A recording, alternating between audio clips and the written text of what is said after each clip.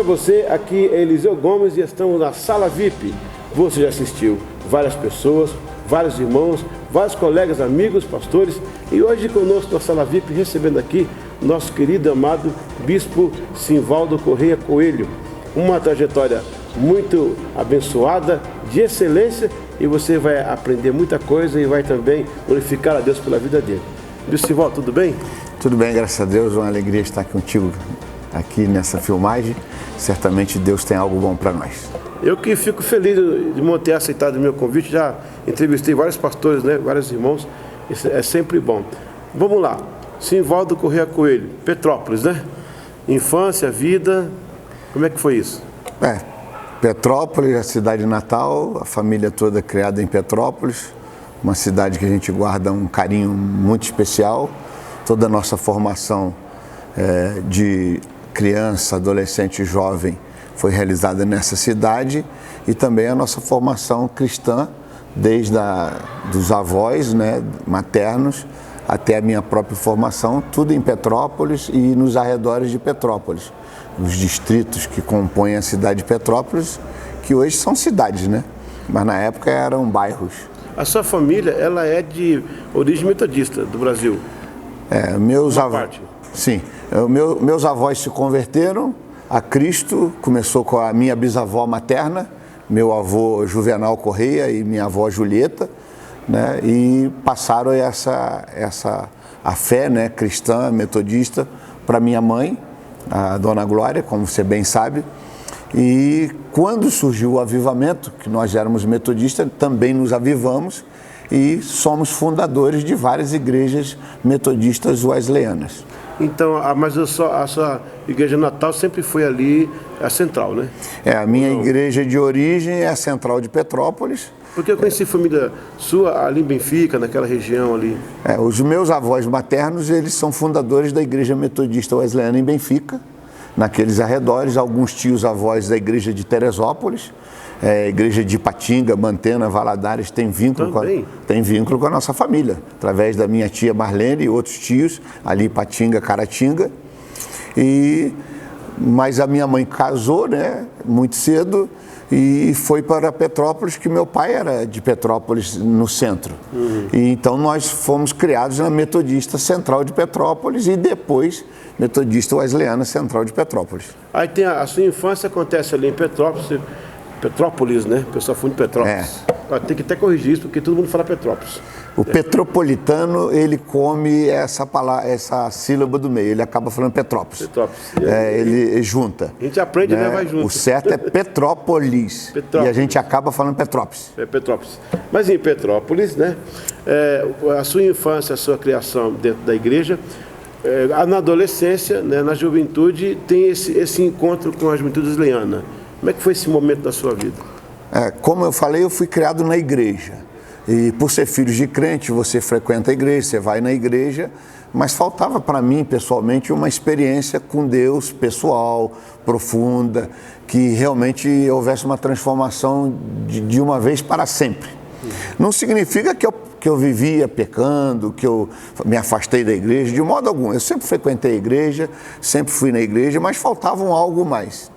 E por ocasião do período que eu fui servir as Forças Armadas, Deus começou a trabalhar comigo ali profundamente naquele período do quartel, mais exatamente no ano de 1979, e é o ano que eu tenho uma experiência realmente de conversão genuína. Eu chamo ali a minha transformação de vida, a minha experiência com Deus, do mesmo modo que o João Wesley teve seu Walter Gates, eu tive a minha experiência no quartel, no 32º Batalhão de Infantaria Motorizada. Não foi num culto, não foi numa pregação. Eu e Deus, no posto de comando que eu exercia o meu trabalho, Deus começou a falar ao meu coração, eu orando, falando com Deus, o Espírito Santo foi trabalhando em mim até que eu fiz uma entrega de uma vez para sempre. E naquele momento que eu fiz essa entrega, que eu acredito que foi uma entrega genuína, definitiva, que eu entendi o que eu estava fazendo, Deus me marcou. E a partir de então, coisas extraordinárias começaram a acontecer. Uma delas foi que eu queria ler a Bíblia toda. Eu nunca havia lido a Bíblia toda, né? E comecei a orar sobre isso e eu sofri um acidente no quartel, que eu quebrei a perna esquerda. E por ocasião de quebrar a perna esquerda, eu tive que ficar em casa, ficar no quartel em repouso, e aí me permitiu ler a Bíblia toda. Li a Bíblia toda em 6 meses, li mais de 12 livros evangélicos em 6 meses, né? E começou então essa novidade de vida, essa transformação total na minha vida. Essa sua saga, né? Essa sua história traçada com tanta determinação, você atribui em partes também a vida disciplinar que você recebeu também no quartel, né? Não tem nada a ver. Eu faço 2 momentos, né? Como o pessoal sabe que eu fui militar, muitas vezes eles atribuem a disciplina, esse meu jeito um tanto austro, exigente, ao quartel.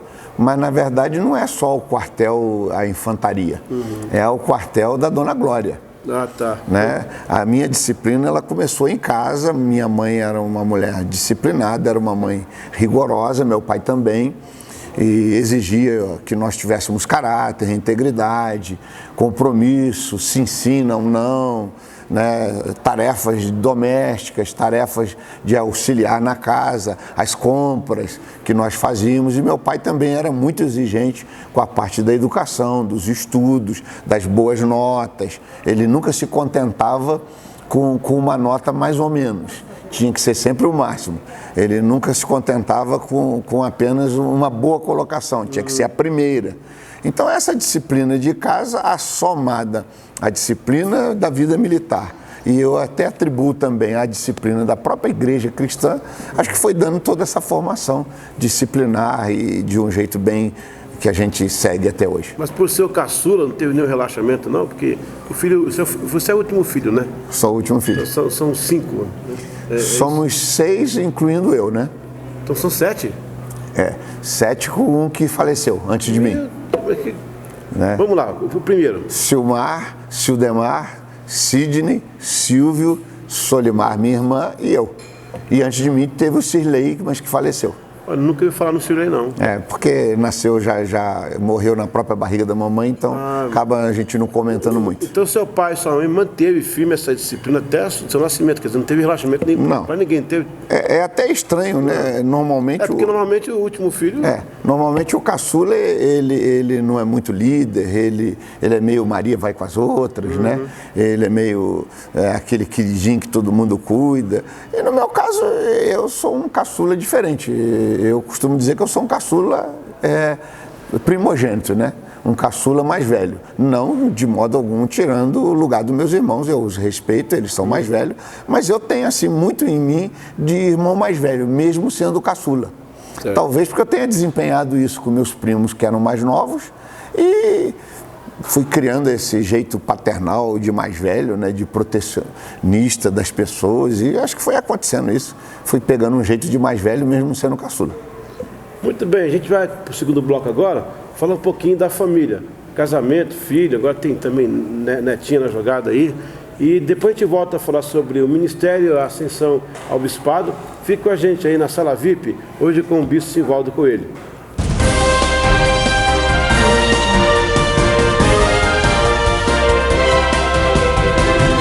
Estamos de volta aqui com o nosso querido bispo Simvaldo Corrêa Coelho. Eu que o conheci quando não era bispo ainda, viu, gente? A gente era amigo de caserna. Mas éramos não, nós somos amigos. Somos, né? Somos. Apesar da função diferente, mas continuamos amigos. Verdade. Falando um pouquinho agora da vida mais pessoal, um pouquinho entre os amigos, né, e um pouquinho também do casamento.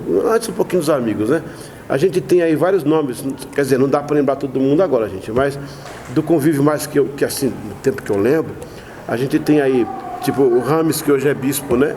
A gente tem aí o Celso Florencio, Almir Santana, Moisés Aguiar, o Jorge Pecklet, Jorge de Los Santos. Aí nós temos o Ronaldo Cabreira, Elias Robson, Elias Paraíso, que era de Paraná, né?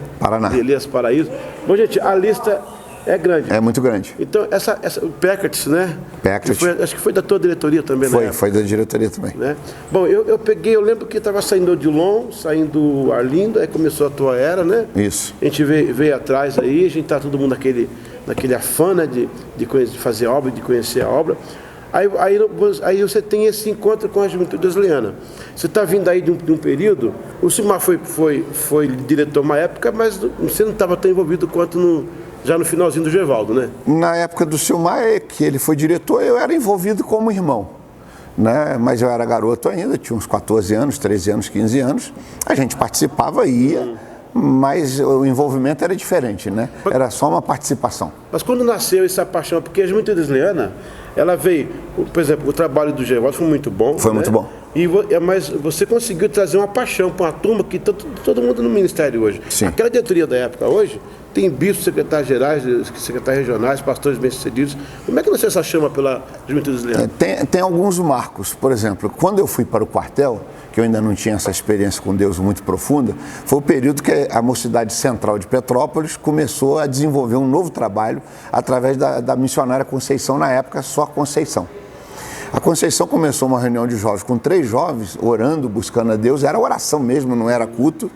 E ali Deus começou a mover. Eu só comecei a participar dessa reunião já depois que ela já existia uns 6 meses de trabalho.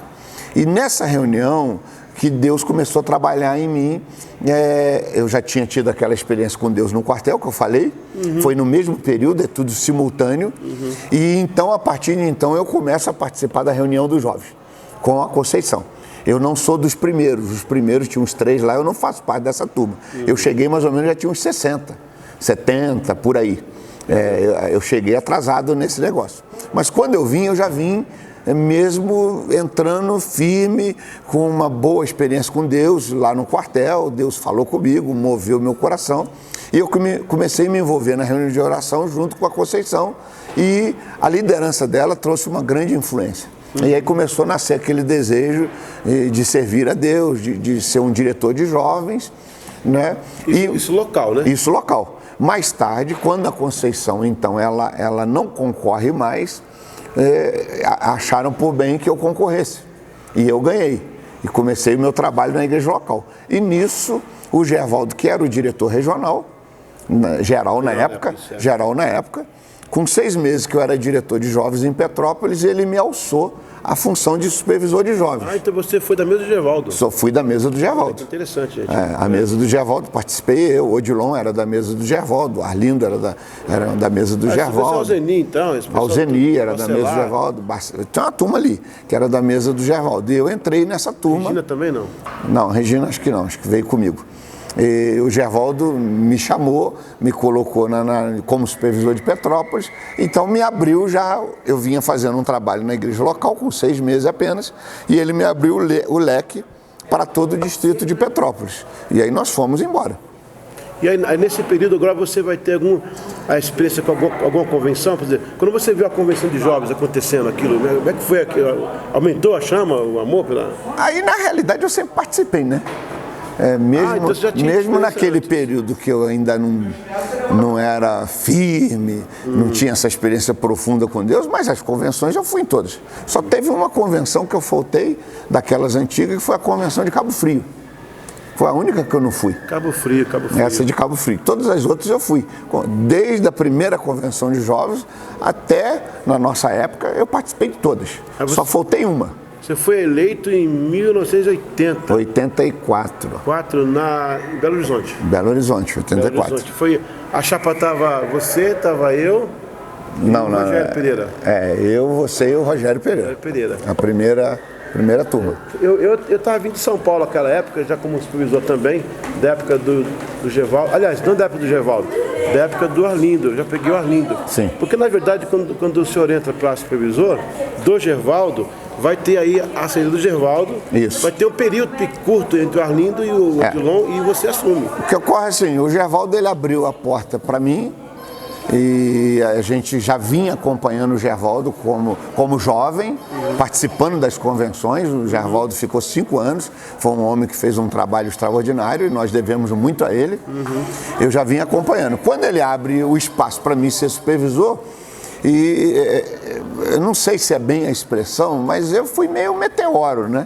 Quando eu experimentei essa experiência com Deus em 79... Você era adolescente, não? Não, em 79 eu já tinha 18 anos. Quando eu tive essa experiência com Deus aos 18 anos, dali para frente tudo foi muito rápido.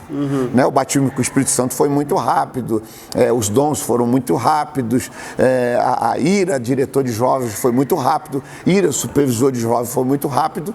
E foi o período da transição que o Gervaldo estava deixando a função. Aí quem concorreu para substituir o Gervaldo foi o Odilon. Odilon Vieira. O Odilon Vieira. O Odilon ficou um período pequeno e logo em seguida houve uma eleição no Pacaembu. E o Pecret fez parte dessa chapa. Foi o Arlindo, eu e o Pecret que concorremos. Né? O Arlindo ganhou, mas ele também não deu prosseguimento. Com 6 meses que ele estava à frente, ele saiu, eu tive que assumir no lugar dele. Ele teve um impeachment. Né? Teve um impeachment, né? Eu assumi no lugar dele e depois tivemos a eleição em 84. Né? O Odilon chega a fazer ainda uma convenção, uma mini convenção em Teresópolis até 82, se não me engano. Sim, eu era supervisor, organizamos lá junto com ele. Lá conheci o Rames pregando tudo, né? A turma de Petrópolis. Foi quando nós compramos aquele famoso furgão. É verdade. O furgão que o pessoal entendia fogão. Não era fogão, era furgão. Furgão. E que parecia um fogão, de tanto quente que era o negócio. E era feio, né? Mas valeu pela experiência, pelo aquele movimento todo. Lá conheceu o Samuel Gonçalves, depois ele veio a ser também um grande diretor regional. Bispo Simvaldo, logo depois então, vai começar o seu trabalho de juventude que viria para marcar uma geração, porque até então a geração de jovens era muito boa, O Gervaldo fez um trabalho de congraçamento. Agora, a partir do seu trabalho, houve um trabalho estrutural, que hoje você tem vários líderes que são oriundos desse período, né? Inclusive a minha pessoa, e outros que você não vai contar agora, tem muita gente. Tem muita gente. Diretamente, os que estão hoje aí são líderes da igreja hoje. O próprio Samuel Gonçalves que você citou, ele é da nossa época. Ele acompanhava a nossa diretoria. Exato. Né? Ele, na época comigo, ele não chegou a ser supervisor, porque não tinha espaço. Primeiro foi o Zezé, depois a Lenise.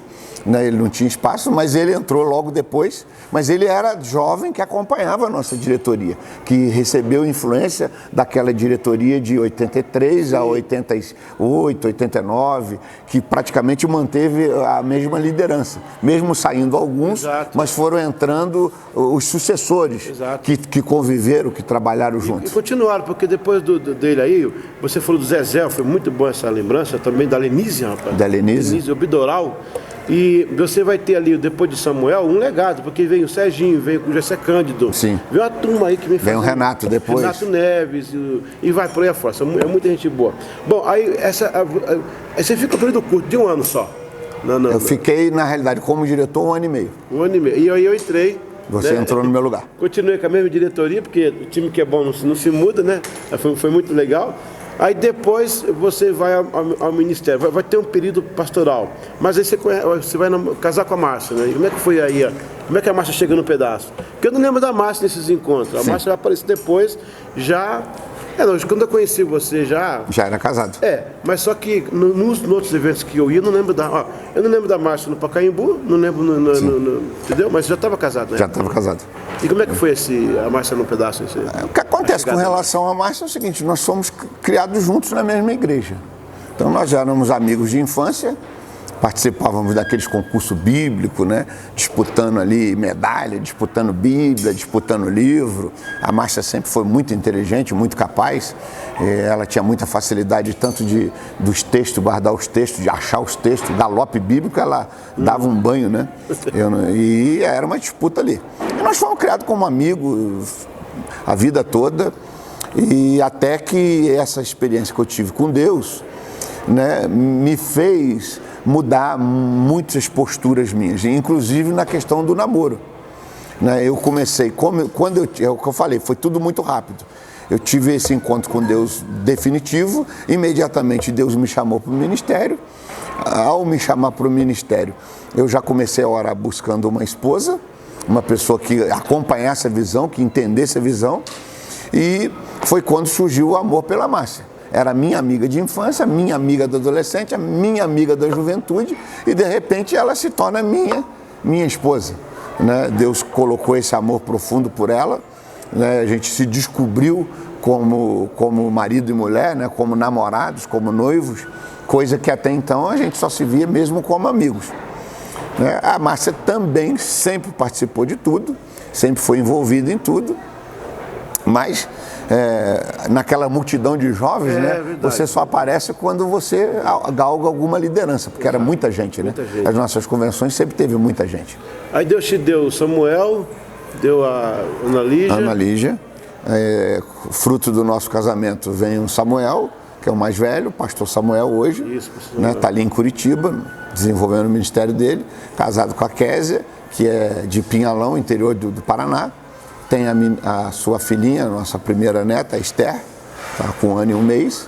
E a Ana Lígia, minha filha, casou com o aspirante Alan, que é rio-grandense de Santana do Livramento, né? Conheceu ela ali em Curitiba, começaram a conviver na mesma igreja e casaram, estão desenvolvendo o ministério. Graças a Deus, tanto meu filho como a minha filha, e tanto a minha nora como o meu genro são totalmente envolvidos no ministério, amam o ministério, dedicam-se a Deus, pregam, ministram, né? Aquilo que nós já conseguimos passar para eles. Que bênção. Pessoal, no próximo bloco vamos conhecer o pastor Simvaldo e depois o bispo Simvaldo. Ele vai começar a pastorear em alguns lugares. Eu estive com ele lá em Rondônia, depois vai saber disso aí, depois veio em Portugal, veio o bispado e uma série de coisas que você vai conhecer melhor. Fique com a gente aí, Sala VIP.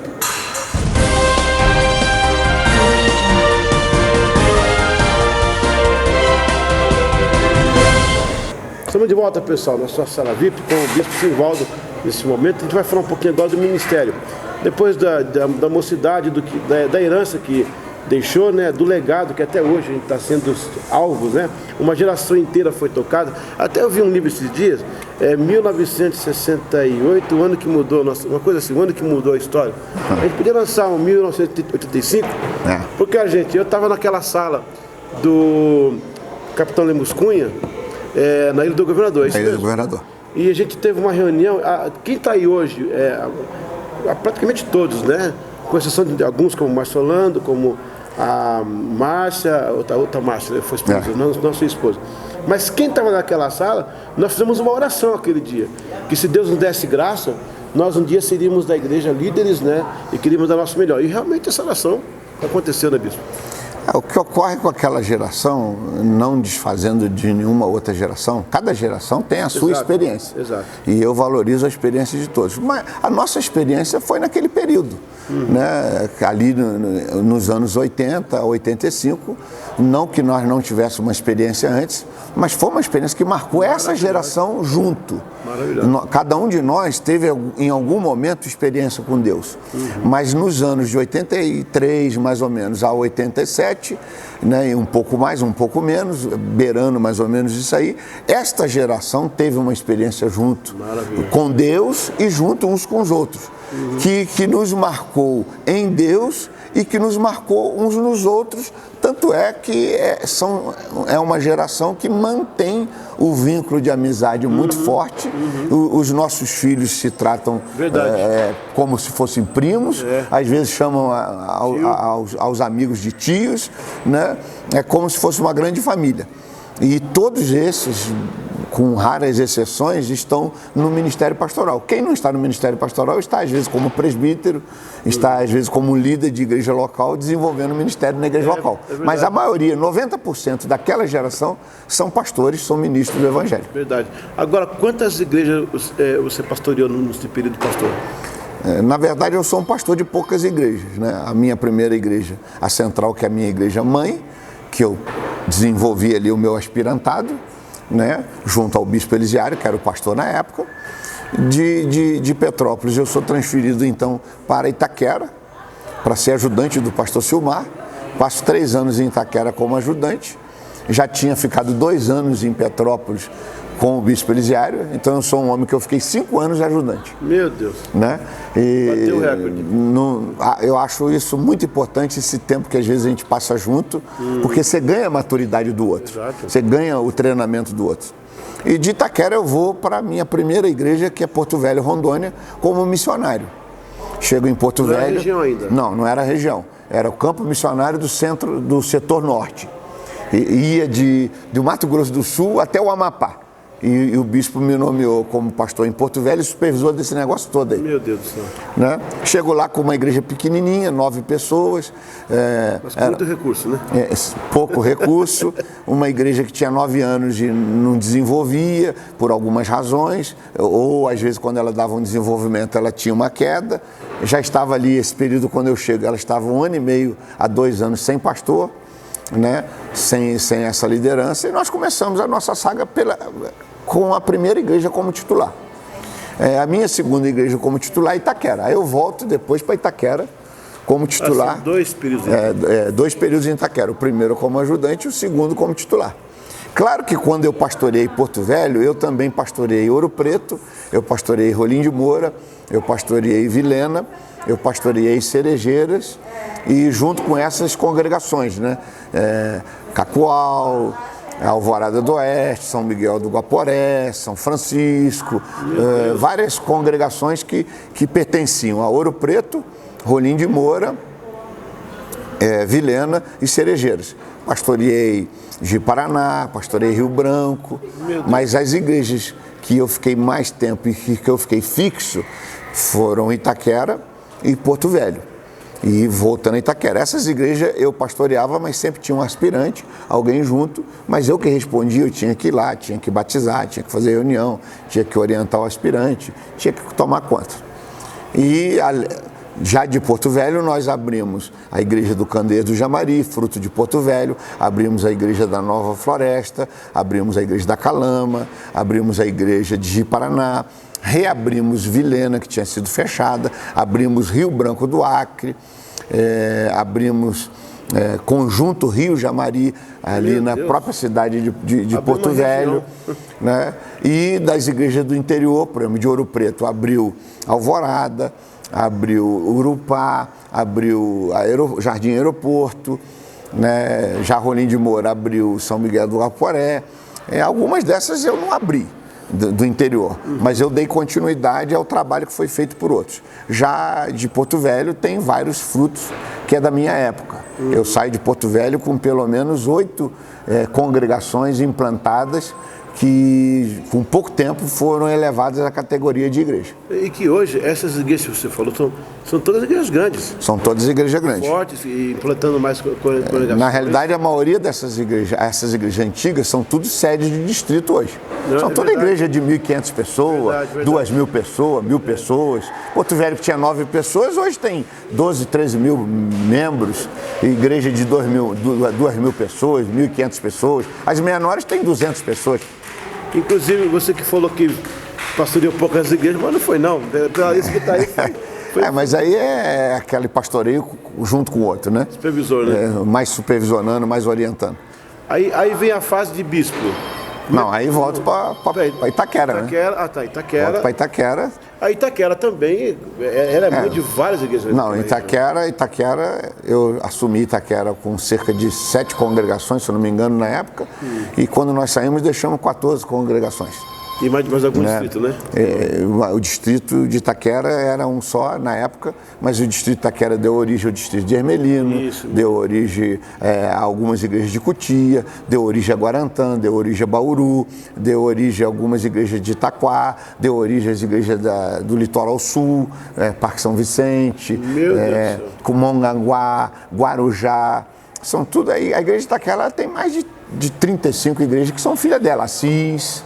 Muitas dessas na época do pastor Silmar, algumas na época do bispo Osésio, na minha época, né? E desenvolveu, em Itaquera nós desenvolvemos um grande trabalho também, assumimos o seminário interno, organizamos o seminário interno, né? Desenvolvemos um trabalho ali. E foi um período muito bom também. Eu vejo 3 marcos na minha vida. A Central, no período da juventude, que marcou minha vida. Itaquera no pré e pós, né? No período que eu não era pastor ainda, mas foi muito bom com o pastor Silmar. Depois, no período da volta, foi um período extraordinário, a igreja abarrotada. E Porto Velho.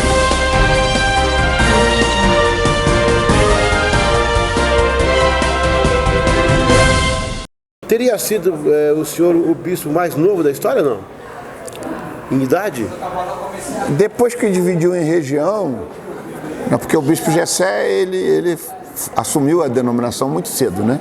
Eu não sei com que idade, mas eu sei que foi muito novo. Mas aí quando era uma igreja só. Depois que dividiu região, na realidade o bispo Elisiário ele foi eleito um ano antes de mim. O bispo Elisiário foi eleito com 41 para 42 anos e eu fui eleito com 42 para 43 anos, né? Mas bem pertinho. Tá, há de fazer uma pesquisa aí, né? Para ver se é isso mesmo. Há de se fazer uma pesquisa nisso aí. Aí, Silvaldo Bispo, como é que foi esse momento, a eleição de bispo? Porque eu sei o que é ser consagrado a pastor, agora eu não sei o que é ser consagrado a bispo. Eu tenho um pensamento, talvez que ele pode soar estranho para alguns, mas eu tenho um pensamento diferente. Alguns pensam no bispado como uma função. Eu não penso no bispado como uma função, eu penso no bispado como um chamado, como uma vocação, né? Claro que ele também é uma função porque você passa por uma eleição. Como eu penso principalmente num chamado, numa vocação, eu confesso, não me entenda mal o que eu vou falar, mas eu confesso que eu me sentia chamado, eu me sentia vocacionado, ainda me sinto chamado, me sinto vocacionado, e eu sempre entendi que a eleição seria apenas um reconhecimento da denominação ao chamado que Deus já tinha me dado. Então a minha eleição para mim foi isso, foi um reconhecimento da denominação a um chamado que Deus tinha me dado. Entendi. Né, a denominação. Ai meu Deus, agora sou bispo. Não. Como eu já tinha essa consciência, eu já tinha um certo preparo pessoal para o bispado. Eu já me sentia vocacionado para isso, e então eu já me preparava. Eu já observava os bispos mais antigos, eu lia a respeito do assunto. Então eu sempre tive esse sentimento, essa convicção, mais do que um sentimento, essa convicção de um chamado de Deus para a minha vida, para um exercício de liderança, para um exercício episcopal, que é um exercício de liderança. Né? Você lembra que na juventude eu já trabalhava com treinamento de liderança, com descobrir talentos, descobrir pessoas, colocar as pessoas no lugar certo. Então eu me senti sempre preparado para isso. Claro que você nunca está totalmente preparado. Então você vai se preparando, vai estudando, vai buscando em Deus. E quando o bispado veio, através do reconhecimento da denominação que me elegeu, apesar da emoção muito grande, das lágrimas de alegria que você sente, daquela emoção de uma eleição, mas isso não me causou um tremor terrível, um medo da função, um medo da situação, não, porque romantismo, né? Eu tinha já uma confiança em Deus, que Ele havia me chamado para isso, e ao me chamar Ele havia me capacitado, Ele havia me dado o dom, me dado a unção, me dado a capacitação específica para o bispado. Mesmo entendendo que o bispado é também uma função, porque ele é uma eleição e nós dependemos daqueles que nos votam, eu entendo que quando você tem a consciência do chamado e que Deus realmente te chamou, te vocacionou, Deus também te capacita, Deus também te dá graça. Né? É claro que você precisa fazer o teu lado de dependência de Deus, de preparo, de esforço. Então, como eu tinha essa expectativa de um dia ser reconhecido pela denominação, eu encarei com muita naturalidade o bispado. Né? É que nem assim mais ou menos a itinerância. Eu encaro a itinerância com muita naturalidade, porque isso faz parte da nossa vida ministerial na igreja. E da história também, né? Da nossa história. Então, eu encaro isso com muita naturalidade. Agora, bispo, você assume a Europa... Não, você assume primeiro a quarta região. Não, primeiro a Europa. Europa? Na quarta região eu era supervisor. Mas ela não era a região ainda? Não, era a região.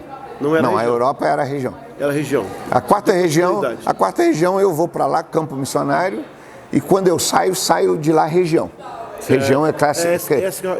A quarta região, quando eu saio da quarta região, região eclesiástica em organização.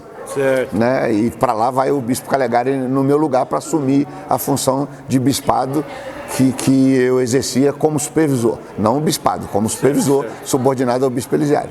Já na Europa, quando eu vou para a Europa, já existe a região.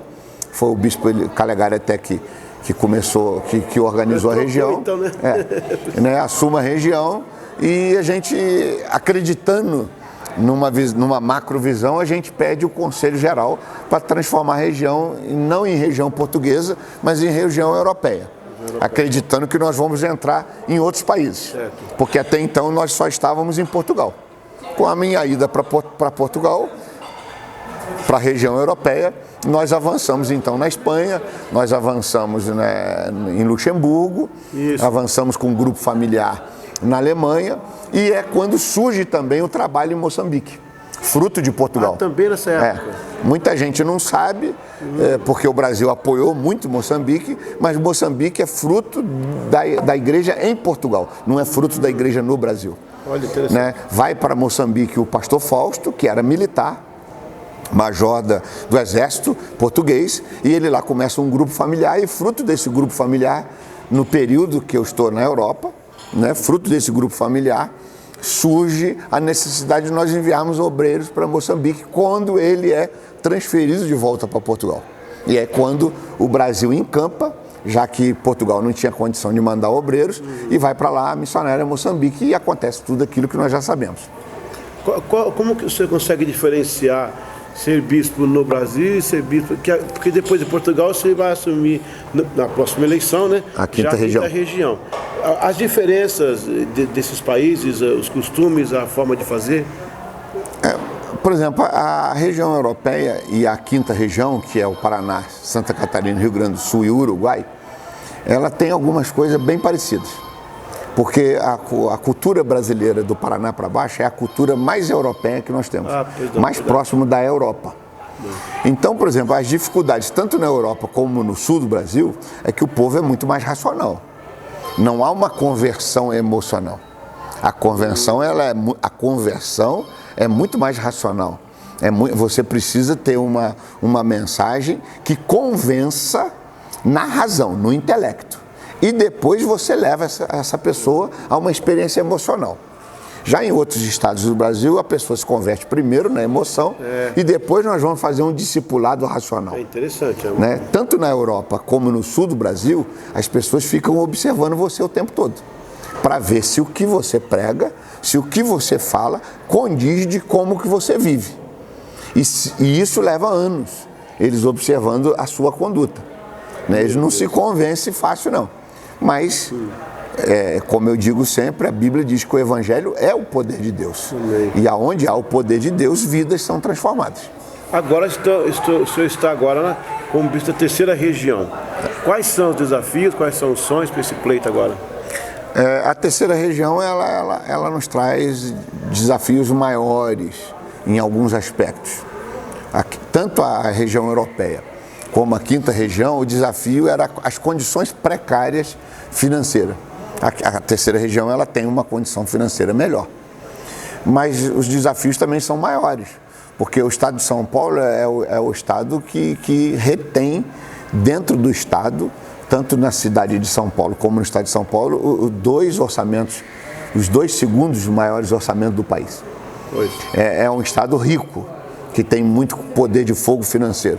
E isso se torna um grande desafio, porque você não pode abrir uma igreja de qualquer modo, mas também, em contrapartida, quando essas igrejas crescer, nós teremos muito mais condição de avançar.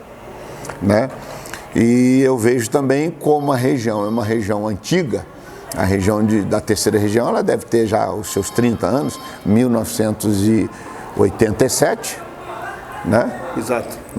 87, 97, 2007, vamos fazer 30 anos. 30 anos de região. É natural que uma região antiga, ela tende a se acomodar um pouco mais. Ela tende a ficar um pouco mais acomodada com relação aos desafios. A região nova, como ela é nova, tudo é novo, há muitas possibilidades, então a tendência é os clérigos agarrarem com unhas e dentes nessa região nova, pagar um preço muito forte para desenvolvê-la. E já na região antiga, a tendência é virmos acomodando, a idade vai chegando, as pessoas vão ficando mais velhas, também não têm o mesmo vigor da juventude, eu não tenho o mesmo vigor da juventude, então isso se torna um grande desafio. Fazer com que os velhos voltem a sonhar. A Bíblia diz que quando o Espírito Santo seria derramado sobre toda a carne, os velhos sonhariam sonhos. O velho, ele deixa de sonhar. Porque normalmente ele já realizou os sonhos. E se ele não realizou, ele também não sonha mais. Mas quando há o mover do Espírito Santo, ele volta a sonhar. É isso que nós precisamos, vencer esse desafio de voltar a sonhar, de voltar a acreditar em coisas novas, de voltar a acreditar que é possível conquistar o estado de São Paulo, que é possível conquistar a cidade de São Paulo, né? Como Deus disse para Josué no final da sua vida, ainda muitíssima terra ficou para ser conquistada. O estado de São Paulo, eu posso dizer assim, fazendo um comparativo, é um estado virgem. Para a igreja wesleyana. Tem muito chão. Se formos comparar o estado do Rio com o estado de São Paulo, nós somos virgem diante do estado do Rio, porque quase não tem igreja wesleyana.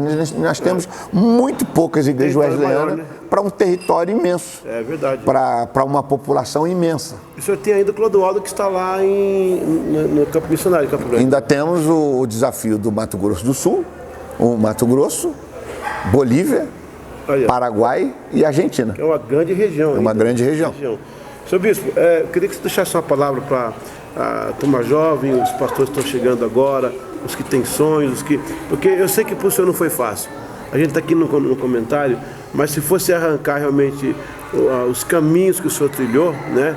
A época mesmo de Rondônia, tem uma história antiga de o senhor comendo frango farofa no ônibus. Em Jaciara. Jaciara. Né, para chegar até lá. Depois a Márcia mesmo trabalhando no Brasil, o senhor ficou indo e vindo e ela aguentando aqui com as crianças. Aguentando aqui com as crianças. É uma história assim, gente... Pagando um preço alto, né? Eu acho que um dia o bispo, esse Valdivia escreveu um livro sobre esses detalhes que você não sabe, que para quem acha que foi fácil chegar até onde ele chegou, hoje é fácil ver, olhar e tirar algum comentário, mas passar pelo que passou nesse bispo. Na realidade, a história ela é muito rica de detalhes, ela é muito rica de vitórias, ela é muito rica de milagres, ela também é muito rica de dificuldades, mas todo grande milagre ele é fruto de uma grande dificuldade. E eu não me arrependo em nenhum momento. Amém. De tudo que eu deixei pelo Senhor Jesus em primeiro lugar. Em segundo lugar, de tudo que eu deixei por amor à nossa denominação. Eu amo a Igreja Metodista Wesleyana, né? E de tudo que nós fazemos em prol das pessoas. Eu me considero um homem realizado, eu me considero um homem feliz, eu me considero um homem repleto de amigos, né? Eu me considero que eu tenho amigos, né? Nós, entre os nossos líderes que nós falamos, nós esquecemos o Bispo Joás. Bispo Joás. Bispo Joás é da turma da juventude, era o nosso supervisor do Nordeste. Faça justiça. Né? Nosso supervisor do Nordeste e depois noticiarista da juventude wesleyana. É verdade. Quando ele foi para o seminário interno, eu não queria perder ele na diretoria, inventei o cargo de noticiarista para ele ficar na diretoria. Que mudou de Juventude Wesleyana em Marcha para Espaço Jovem. Espaço Jovem. Espaço Jovem. E a gente está esquecendo também do Luiz da Solange lá. Luiz da Solange. Lá para o Nova Iguaçu. O Alberto. O Alberto. Gente, né? olha. O Birajara. É muita gente, né? Lelei. O Lelei da Banda Rema. A Banda Rema começou no nosso retiro. A Banda Rema deve muita juventude. Deve muita juventude, que a gente deixava espaço para eles lá no retiro da juventude, nas convenções. O César Cavalhais. César Cavalhais. Gente, o Quinuste. Dejaí Quinuste, Carlos Quinuste. O Adaías, é muita gente. Muita gente. O Cavalcante também. Isso. O Cavalcante. E aí vai. Senhor Bispo, uma palavra agora para a Sala VIP, que nos assiste, o pessoal aí que está começando, está tentando, está achando, pensando em desistir. O senhor é a pessoa mais apropriada para dizer que é possível, quando você tem um chamado e quem é o Senhor Jesus. Você precisa acreditar em Deus, porque Deus acredita em você. E em segundo lugar, você precisa acreditar em você mesmo, porque Deus acredita em você. Em terceiro lugar, você precisa acreditar em você, porque muitas pessoas que te olham acreditam em você. Quando você entende que Deus acredita em você, quando você entende que você precisa acreditar em você, e quando você entende que tem muitas pessoas que te olham, que acreditam em você, e você então vai com a força e com a coragem, Deus te honra, Deus te abençoa, e Deus cumpre a sua vocação, o seu chamado, o seu ministério na sua vida. Melhor do que ficar acomodado é tentar fazer algo significativo para a glória de Deus. Nós temos uma vida que eu costumo dizer que é um caderno com uma folha em branco. Deus quer escrever a história da nossa vida, mas nós precisamos permitir que Ele pegue a caneta e escreva. Muitas vezes nós impedimos Deus de escrever, porque Deus ele começa a agir na nossa vida e nós resistimos à ação de Deus. Ele às vezes nos leva por um caminho e nós resistimos àquele caminho, então nós não permitimos Deus escrever. Ou quando Deus começa a escrever e nós enfrentamos alguma dificuldade, nós começamos a murmurar, começamos a reclamar, achando que Deus está sendo injusto. Não, confie em Deus, creia em Deus, coloque a sua vida nas mãos de Deus, creia em você mesmo, saiba que pessoas estão te olhando e confiando em você, acreditando em você, dando a vida por você. E quando você vai nessa caminhada, com a graça de Deus, evidentemente, com o coração puro, né, as coisas acontecem, os milagres vêm, as respostas vêm, Deus abençoa grandemente. Eu tenho um compromisso, Eliseu, comigo mesmo, eu tenho um compromisso com Deus, eu tenho um compromisso com a minha família, eu tenho um compromisso com as pessoas que estiveram e estão à minha volta, porque eu sou fruto do investimento dessas pessoas, né? Quando você tinha 18 anos e você ganhou para vice, e nós te levamos lá para morar conosco e te demos tarefa, você acreditou, você confiou em mim, num outro jovem, você confiou no outro jovem. Quando o bispo Rami chegou na igreja, novinho ainda, ele acreditou em mim. Ele obedecia cegamente às minhas orientações, às vezes até algumas malucas que nós não faríamos hoje. Então, por exemplo, eu tenho um compromisso com essas pessoas, eu preciso continuar seguindo em frente, eu preciso continuar trabalhando, eu preciso continuar servindo a Deus, porque tem pessoas que acreditam em nós, que investiram em nós, que oraram por nós e que nos olham como um referencial. Então, esse é o meu conselho. Saiba que tem pessoas que acreditam em você, que olham para você, que investiram em você, que oram por você, que jejuam por você, e você tem um compromisso com essas pessoas de fazer aquilo para o qual Deus tem te chamado. E se você seguir assim, grandes coisas acontecerão na sua vida. Bispo, a última pergunta para fechar a sala. Jubileu de Ouro, futuro e sonho da Igreja Metodista Wesleyana. O que vem aí? Eu vou falar por mim, né? Eu não vou falar pelo Colégio Episcopal, né? Eu vou falar por mim. Eu sonho com uma igreja que entre na televisão, entendeu? Eu sonho com uma igreja que esteja na rádio. Por quê? Porque as referências, na maioria das vezes, dos meios de comunicações que nós temos, são referências que não suprem a necessidade do povo. Nós temos uma igreja maravilhosa, nós temos uma igreja de família que se ama, de pessoas que se amam, de pessoas que se deram, mas esse produto, vamos usar essa expressão comercial, ele não é conhecido. E por nós não nos fazermos conhecidos mercadologicamente falando, o que acontece? Outras religiões, outras igrejas, elas acabam preenchendo esse vazio que nós deixamos. Então eu gostaria muito que a Igreja Wesleyana se levantasse e ocupasse da forma como ela vem ocupando, né, coerentemente, com maturidade, com uma doutrina equilibrada, com amor, com compreensão, mas que ela ocupasse também os meios de comunicação para dizer para a população brasileira: existe uma igreja que ela age diferente, que ela trabalha diferente, onde os clérigos não ganham valores exorbitantes, pelo contrário, muitas vezes eles se dão, eles abrem mão daquilo que seria, entre aspas, um direito para servir. E eu acho que a nossa igreja ela tem potencial para fazer diferença no Brasil. Eu gostaria que a nossa igreja fosse um pouco mais agressiva na pregação do Evangelho, né? Mais agressiva, mais ousada em ir para a rádio, ir para a televisão, que a gente fizesse um movimento geral para isso, né? Que a gente tomasse uma posição de abrirmos mais trabalhos planejados, não aquela igreja espontânea, Nós abrimos muita igreja espontânea. Intenção, mas... né? O irmãozinho muda e a gente acaba abrindo um trabalho, não sou contra isso, mas que a gente abrisse igreja também planejada, que a gente olhasse para uma cidade importante, nós planejássemos e entrássemos naquela cidade, porque nós temos uma resposta de Deus para a população brasileira. Nós temos uma resposta de Deus para esse mundo. E é uma resposta equilibrada, é uma resposta sadia, é uma resposta de amor, é uma resposta de compreensão, é uma resposta que pode suprir e pode saciar a sede daqueles que estão sedentos da água da vida e que também que estão com fome do pão da vida. Amém. Gente, muito obrigado por você ficou até agora nesses blocos.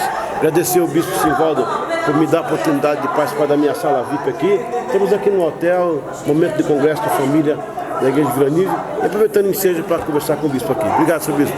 Obrigado, pastor Eliseu. Principalmente obrigado pelo seu amor, pela sua amizade, pelos anos de companheirismo, de nós estarmos juntos.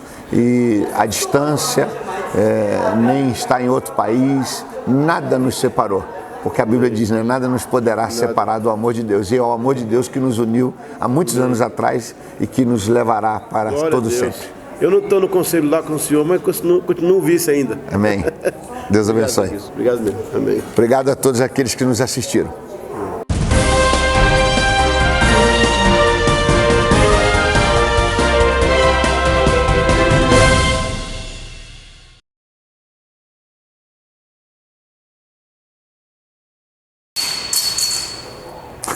Não, mano, não sai não.